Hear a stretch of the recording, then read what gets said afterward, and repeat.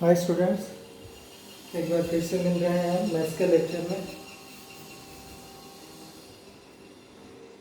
Chapter हमारा चल रहा है पॉलिनोमियल, चैप्टर नंबर 2। अभी तक हमने कुछ आइडेंटिटीज जो है उनके ऊपर से कैसे आप पॉलिनोमियल से सम कर सकते हो वो देखा था, और आई होप कि आप लोगों ने सब आइडेंटिटीज अच्छे से लर्न कर ली होगी। तो ये सब आइडेंटिटीज आपको याद कर ली होगी आपने, क्योंकि अगर आपने आइडेंटिटी ठीक से समझ ली है और उनको याद कर लिया है तो आप सम भी उसका अच्छी तरह से कर सकते हो। कुछ आगे प्रैक्टिस करते हैं सम की।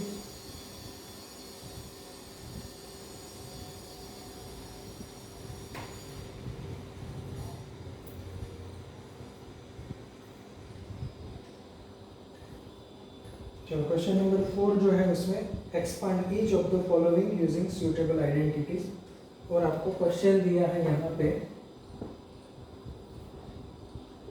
x plus 2y plus 4z and whole bracket square. ऐसे आपको क्वेश्चन दिया है और इनको एक्सपांड करना है यूजिंग द सूटेबल आइडेंटिटी। ये है आपकी अमाउंट। तो सबसे पहले, जैसे मैंने कल भी आपको कहा था, आप पहले याद करोगे कि कौन सी आइडेंटिटी का इसमें यूज़ करेंगे हम। तो कल जितनी भी हमने लिस्ट बनाई थी आइडेंटिटी की, उसमें से आप मैच करोगे तो आप पाओगे कि ये सम जो है, ये यहाँ पे आइडेंटिटी जो है वो x plus y plus z whole bracket square is equal to x square plus Y square plus z square plus 2xy plus 2yz plus 2zx। ये वाली आइडेंटिटी से ये मैच हो रहा है, तो यही आइडेंटिटी से आपको इनका एक्सपांशन करना है, इनको एक्सपांड करना है। अब यहाँ पे जो x है वो यहाँ पे x ही है, इनको x मान लेते हैं। यहाँ पे जो y लिखा है ये आपके लिए 2y है, मतलब y की जगह पे जहाँ पे भी y है वहाँ पे हम 2y लिखेंगे, और z जहाँ पे है वहाँ पे हम 4z लिखेंगे। तो हम तीनों टर्म्स आपको इनमें मिल गई है, इनको एक्सपांड कर लेते हैं। अब ये मान लो कि ऐसे दिया है, ये x plus y plus z और पूरे ब्रैकेट का स्क्वायर। x को हम ये लेंगे, y को यहाँ पे दिया वो लेंगे, और z को ये लेंगे। तो इनका जो आंसर होता है वो होता है x square plus Y square plus z square. मतलब ये तीनों का स्क्वायर पहले लिख लेंगे। तो ये हो गया एक्स स्क्वायर, ये हो गया वाई स्क्वायर, और ये हो गया जेड स्क्वायर। फिर यहाँ से प्लस 2 लिखेंगे। x लिखा है, x का मतलब यहाँ पे x ही होता है। y की जगह पे लेंगे 2y प्लस 2 लिखा है, y मतलब कि 2y, और z मतलब कि 4z, और फिर प्लस 2 लिख के z मतलब कि 4z, और x भी लेना है, तो ये हो गया x। अब इनको कैलकुलेट कर लो, मतलब कि इनका सिंप्लीफिकेशन कर लो आप। तो देखते हैं x का स्क्वायर ही रहता है, 2 का स्क्वायर 4 हो जाता है, और y का स्क्वायर y स्क्वायर कहलाता है। यहाँ पे 4 का स्क्वायर हो जाएगा 16, 4 4 जा 16, और z का स्क्वायर है, इनको हम z स्क्वायर लिख देते हैं प्लस करके।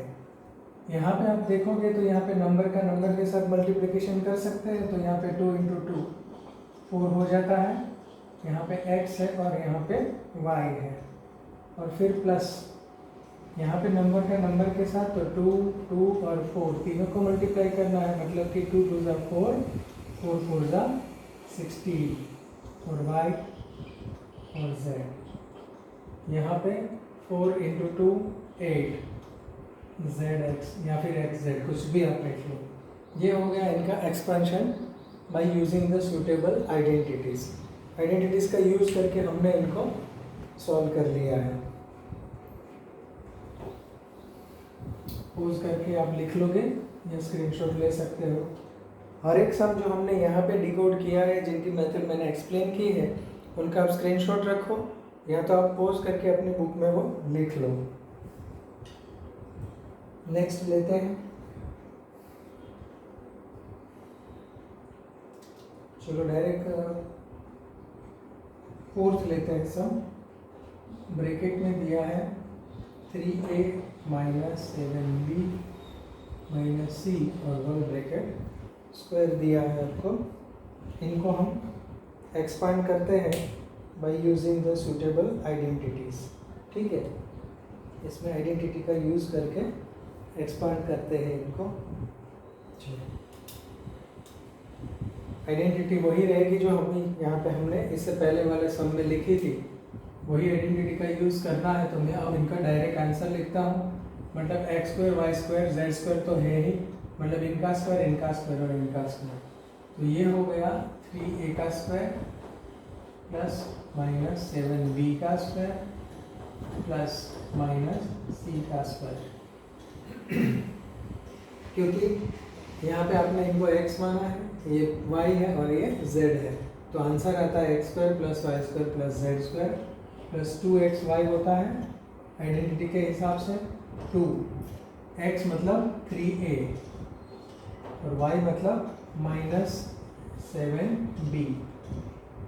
फिर आता है 2 yz लिखना है, मतलब कि minus 7b into minus c।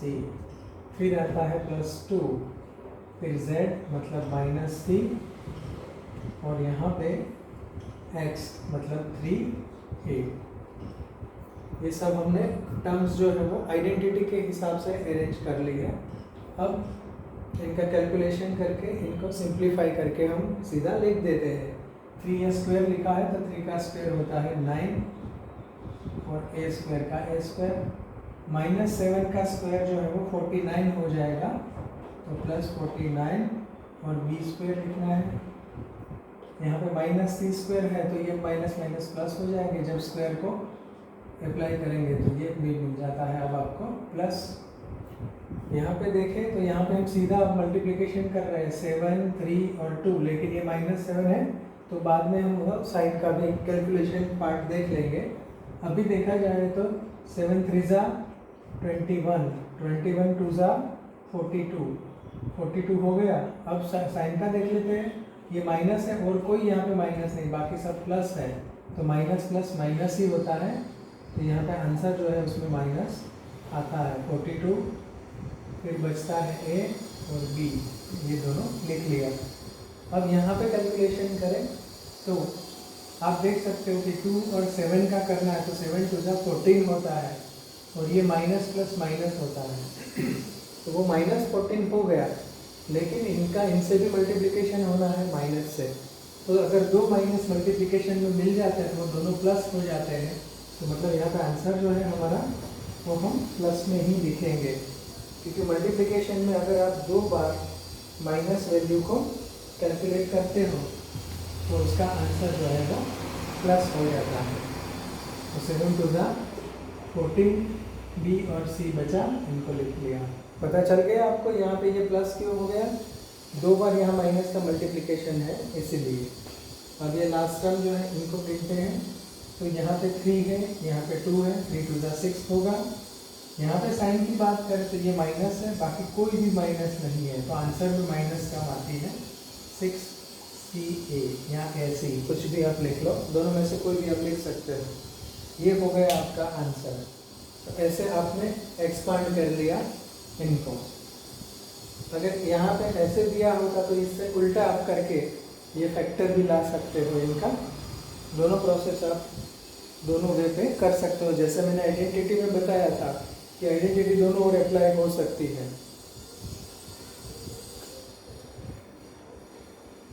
तो इसके बाद वाला सम है वो देखते हैं अभी।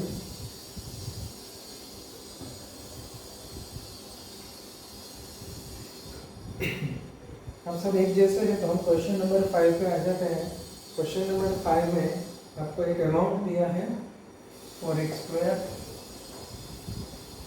Plus 9y square plus 16z square plus 12xy minus 24yz minus 16xz। और यहाँ पे इंस्ट्रक्शन लिखा है फैक्टराइज, मतलब कि इनका फैक्टराइजेशन करना है।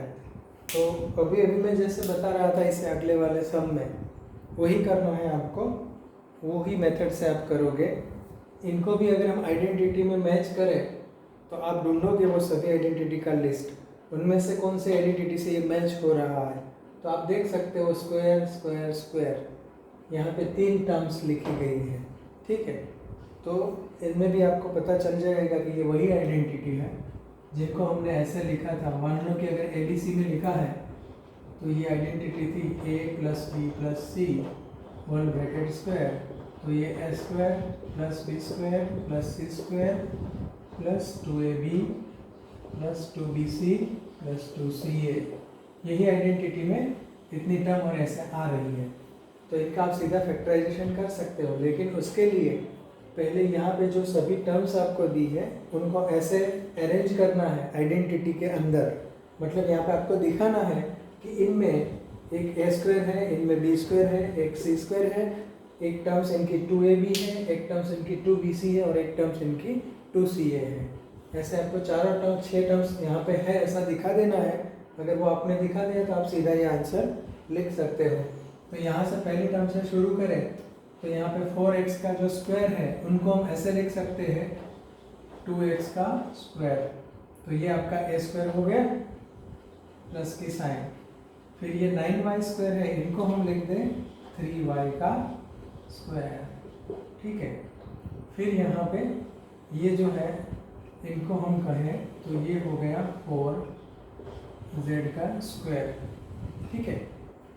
अब ये 3 मिल गए आपको, A² B² और C²।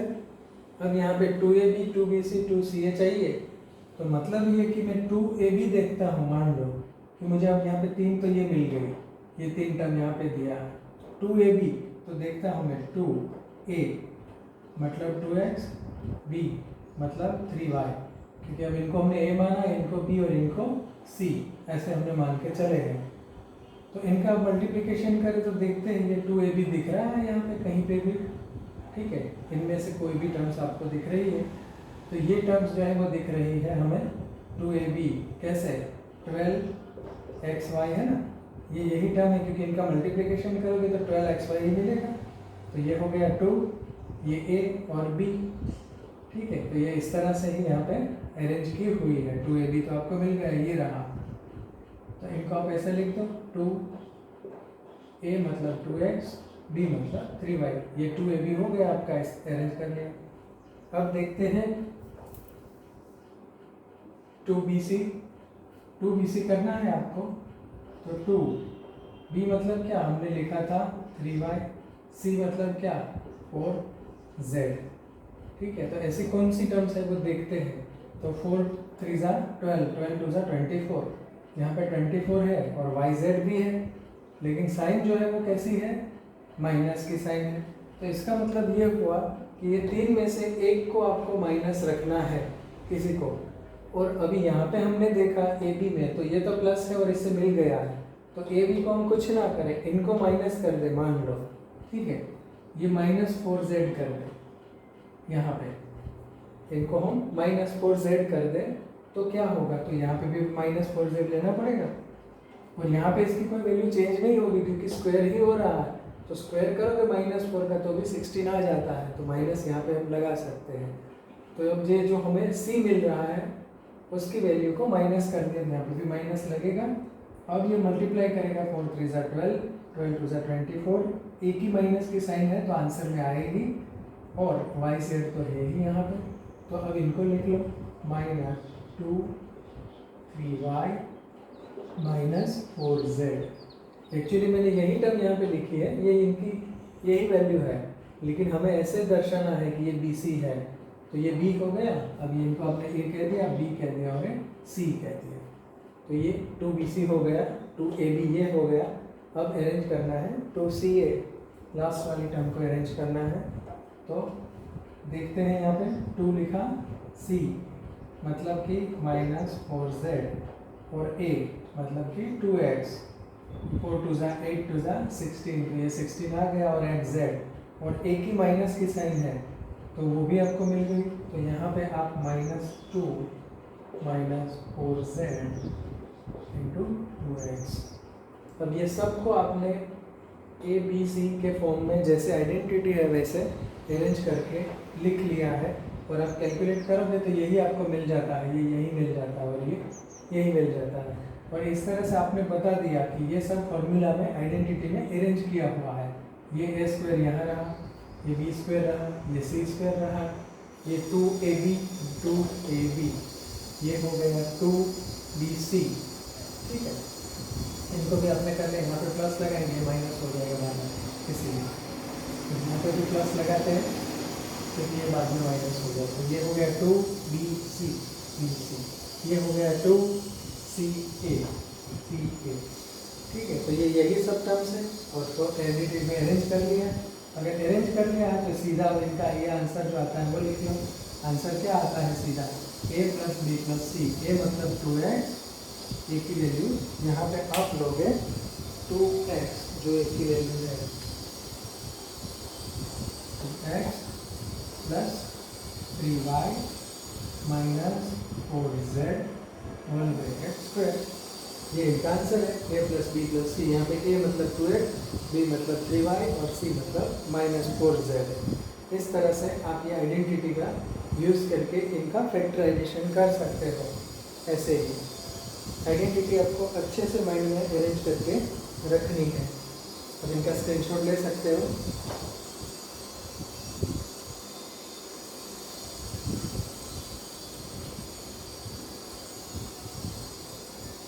चलो और हम लेते हैं आगे। चलो इसमें एक रूट वाली अमाउंट दी है, उसका भी हम फैक्टराइजेशन करते हैं क्योंकि हो सकता है कि उसमें आपको दिक्कत हो। ये है 2x square plus Y square plus 8z square minus 2xy plus 4√2yz minus 8xz। इनका फैक्टराइजेशन करना है। वैसे तो जिनको आता है कुछ लोग वो कर लेंगे, तो आप वो पोज करके यहाँ पे वीडियो पोज करके कर लो अगर आपसे हो रहा है तो, और फिर आप मैच कर लो इनके साथ। फॉर्मूला में ही इनको अरेंज करना है। अभी जो लिखी थी फॉर्मूला वो a plus B plus C whole bracket square is equal to a square plus B square plus C square plus 2ab plus 2bc plus 2c। इसमें ये अरेंज करना है। तो पहले आपको a, b और c को निकालना है। तो यहाँ पे a निकालेंगे, a किसे मानेंगे, तो a मानने के लिए ये √2 जो है इनको आप यहाँ पे √2 कर दो और x इनका स्क्वायर कर दो, क्योंकि ये √2 का स्क्वायर हो जाएगा तो 2 ही मिल जाएगा। स्क्वायर और रूट जो है वो दोनों ऑपोजिट एक्शन है। तो ये आपको a मिल गया, प्लस करके यहाँ पे y तो सीधा दिया हुआ है, इनका स्क्वायर कर दो तो b स्क्वायर मिल गया। फिर यहाँ पे 8 है, तो 8 के लिए क्या करेंगे, तो 8 जो है इनको आप ऐसा समझ सकते हो 4 × 2 ये। तो अब इनके ऊपर रूट लगा लिया, ये रूट लगा लोगे तो 4 का जो स्क्वायर रूट होता है वो 2 होता है और √2 बच जाता है। तो इनको आप ऐसे लिख सकते हो 2√2z का स्क्वायर, ऐसे, ताकि 2 का स्क्वायर 4 हो जाए और √2 का 2, तो 4 2 8 फिर से मिल जाए। अब आपको तीनों मिल गया, a, b और c। तीनों टर्म्स आपने ढूंढ लिया। ये आपका a है, ये b है और c है आइडेंटिटी के हिसाब से। अब आपको 2ab, 2bc और 2ca ढूंढना है और उसके लिए साइन का भी ख्याल रखना है।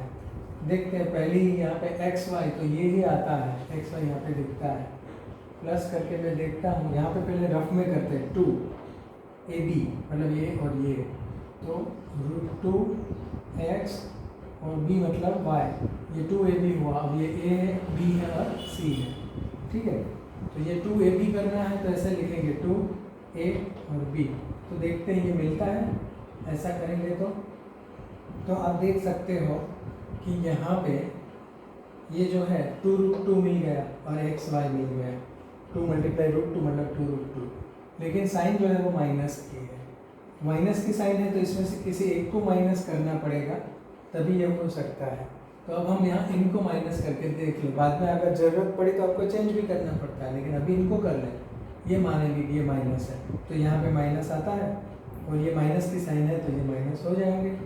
अब ये लिख देते हैं 2 माइनस √2x और y, ये 2ab हो गया। अब 2bc करते हैं, यहाँ पे रफ में पहले उसका देख लेते हैं। 2bc का 2, b मतलब y और c मतलब 2√2z।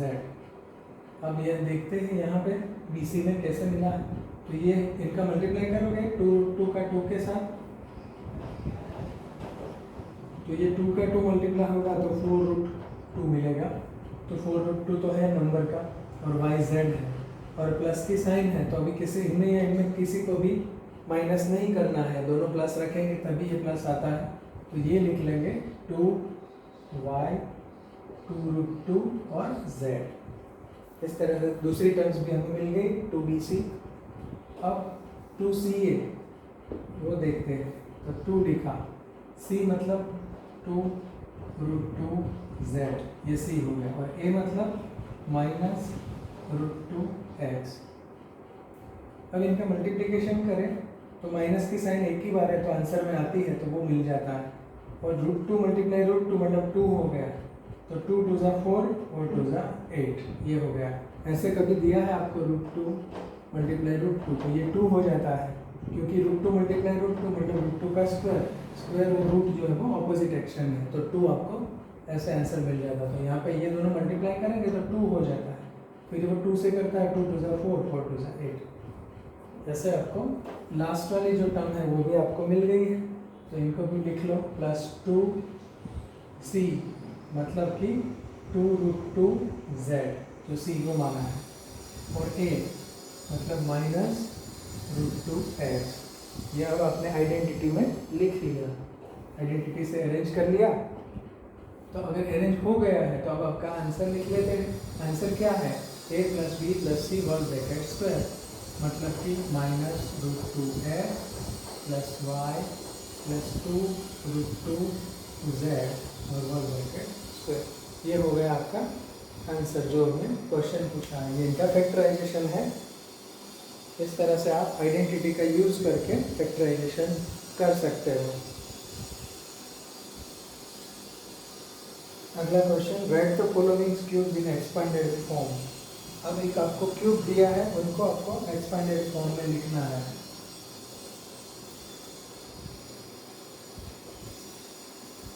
और आपको क्यूब दिया है 2x + 1 का, यहाँ पे ऐसे अमाउंट दिया है 2x + 1 और इनका दिया है क्यूब। इस तरह से आपको क्यूब दिया है, तो देखते हैं आप कैसे इनको एक्सपांड करते हो। चलो याद करो सब, कौन सी फॉर्मूला लगाएंगे इसके ऊपर, अब कौन सी फॉर्मूला से इनको करोगे। वो जो सभी हमने लिस्ट लिखी थी आइडेंटिटी का, उसमें आप देखो तो ये a + b का क्यूब, तो आंसर आता है a³ + b³ + 3 ab a + b। इस तरह से थी, ये आइडेंटिटी से ये मैच हो रहा है तो वही आइडेंटिटी से हम करेंगे। ये आइडेंटिटी में आप अरेंज करके इनको करने की कोशिश करो सब, फिर हम आगे देखते हैं और आपको सॉल्व करवाते हैं।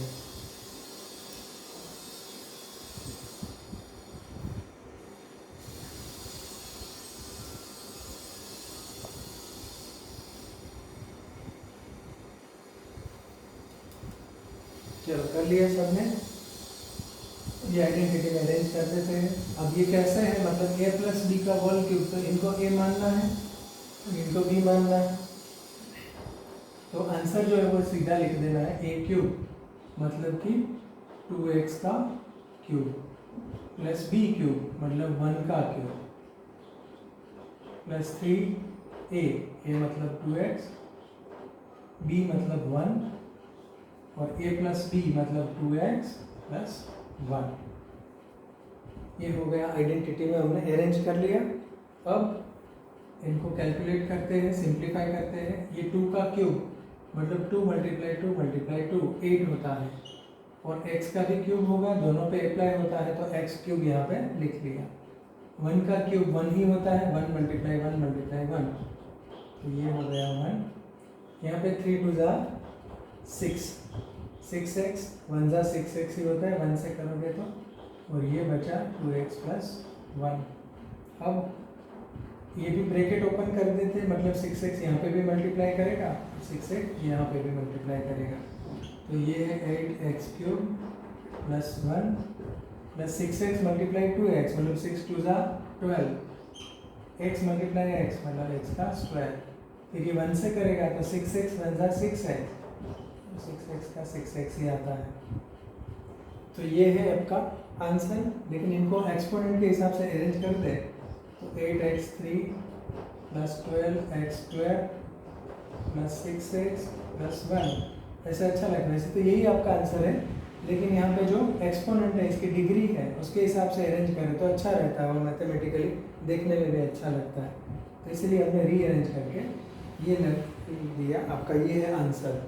अब इस तरह से आप अलग अलग एक्सपेंशन कर सकते हो, फैक्टराइजेशन कर सकते हो, मतलब दोनों ओर से फॉर्मूला का यूज़ कर सकते हो। ऐसे दिया है तो आप ऐसे उनका कैलकुलेशन कर सकते हो जैसे अभी हमने किया।